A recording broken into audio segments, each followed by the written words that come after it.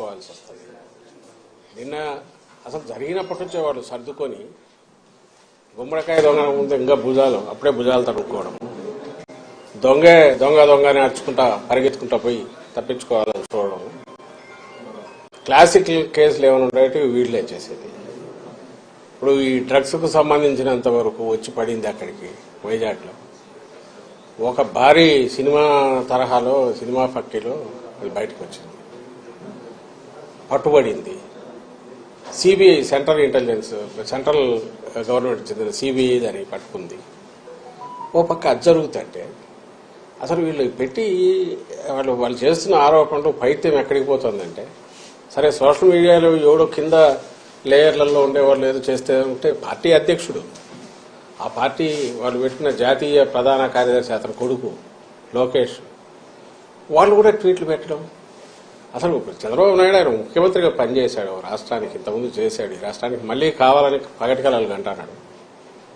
అతని కొడుకు ఫ్యూచర్లో ఎప్పుడన్నా అయిపోతానేమని అతను పగటికెళ్ళాలి అంటున్నాడు. ఆ బుద్ధి అన్నా ఉండాలి, కొంత ఇంగితం ఉండాలి కదా. ఏం మాట్లాడుతున్నాము, ఏ స్థాయి వ్యక్తులము, మాట్లాడే ముందు మా స్థాయి కన్నా ఇది సరిపోతుందా, ఫ్యాక్ట్స్ ఏంటి, ఫ్యాక్ట్స్ లేదు మాట్లాడకూడదు అనే కనీస జ్ఞానం, కనీసం ఇంగితం అన్నా ఉండాలిగా. ఇప్పుడు దానికి రిప్లై మేము ఎక్స్ప్లెనేషన్ లాగా ఇచ్చుకోవాలి. ఇప్పుడు అలా జరిగిండేది ఒక అసలు నిజంగా అది దేశంలోకి వచ్చింటే భయంకరంగా ఉండేది. లక్కీగా ఇంటి రావడము పట్టుకోవడం అనేది ఒక పెద్ద రిలీఫ్ స్టేట్కే కాదు దేశానికి కూడా. అంత భారీ ఎత్తున వచ్చిందంటే అది ఎక్కడికి టార్గెట్ పెట్టుకున్నారో ఎవరు పెట్టుకున్నారో అని అనుకుంటే ఇప్పుడు వీళ్ళే అరిచే అరుపులు చూస్తుంటే వీళ్ళే ఉన్నారేమో అనిపిస్తుంది. అట్లాగా కంపెనీల్లో ఎవరున్నారని తెలిస్తే అంతా ఈ కుటుంబాల దగ్గరగా ఉండేవాళ్ళు, బంధువులు. సాక్షాత్తు ఈయన చంద్రబాబు నాయుడు వదిన, ఇప్పుడు BJP state president Purandeswari, N T Rama Rao గారి కుమార్తె, ఆమె కొడుకు ఒక కంపెనీ దాంట్లో కంపెనీలో ఉన్నాడు. ఆమె వియ్యంకుడు ఆ కంపెనీలోనే పార్ట్నర్ అనుకున్నారు. వాళ్ళు ప్రమోట్ చేసిన కంపెనీనే తర్వాత డివైడ్ అయ్యింది, ఒక్కొక్కరు ఒక యాక్టివిటీ చూసుకుంటున్నారు. బయటకు వచ్చి మేము అటాక్ చేసి వీడు సంజయ్ శివాల వాళ్ళు టీడీపీ వాళ్ళు అట్లాంటి వాళ్ళు ఉల్టా ముందే అందుకొని హడావుడిగా రాత్రి నుంచి పొద్దున్న నుంచి ఉదరగొడుతున్నారు.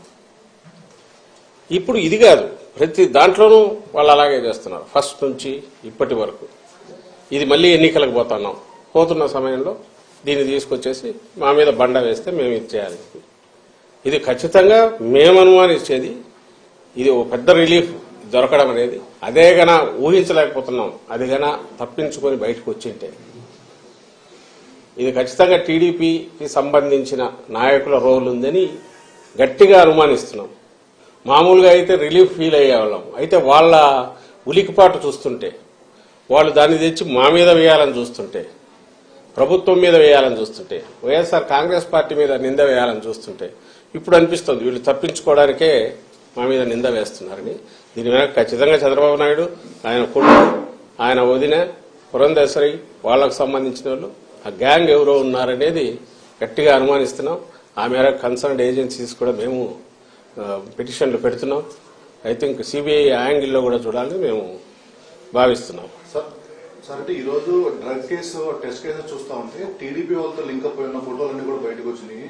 మొన్నేమో పవన్ కళ్యాణ్ ఆంధ్రప్రదేశ్ ని డ్రగ్ క్యాపిటల్ గా మార్చేసిన ఆయన వీళ్ళు గ్రౌండ్ ప్రిపేర్ చేసుకుంటున్నారు. మీరు గమనిస్తే డ్రగ్ రిలేటెడ్ గంజాయి మన స్టేట్ లో అంటే గంజాయి మెయిన్, దాని మీదనే ఉండేవాళ్ళు. ఇంతకుముందు టోకెన్ గా ఎప్పుడన్నా జరిగేవి, నామకా వస్తే దాడులు జరుగుతుండేవి, తగలబెట్టేవాళ్ళు. మీరు గమనిస్తే ఉమ్మడి స్టేట్ లో అట్లాగే ఉండేది. అలా ఇంకా టీడీపీ హయాంలో అయితే అది మామూలు మన పంట మాదిరి పండించినారు.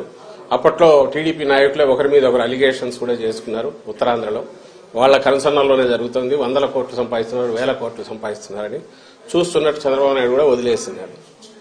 ఈ మా గవర్నమెంట్ వచ్చాక, జగన్మోహన్ రెడ్డి గారి గవర్నమెంట్ వచ్చాకనే నాట్ ఓన్లీ ఆ సాగును ధ్వంసం చేయడమే కాకుండా ప్రత్యామ్నాయ జీవనోపాధి కూడా కల్పించి అట్రాక్టివ్, ఆకర్షణీయమైంది. ఎందుకంటే దాంట్లో వచ్చే తక్కువ కష్టానికి ఎక్కువ ఫలితం వస్తుంది కాబట్టి దానికే అలవాటు పడి ఇంకా వేరే వైపు చూడని అటు ఆ ప్రాంతం ప్రజలందరికీ కూడా, అదిలో సరిహద్దు ప్రాంతంలో ఉండే వాళ్ళందరికీ ప్రత్యామ్నాయ పంటలను చూపించింది మా ప్రభుత్వం.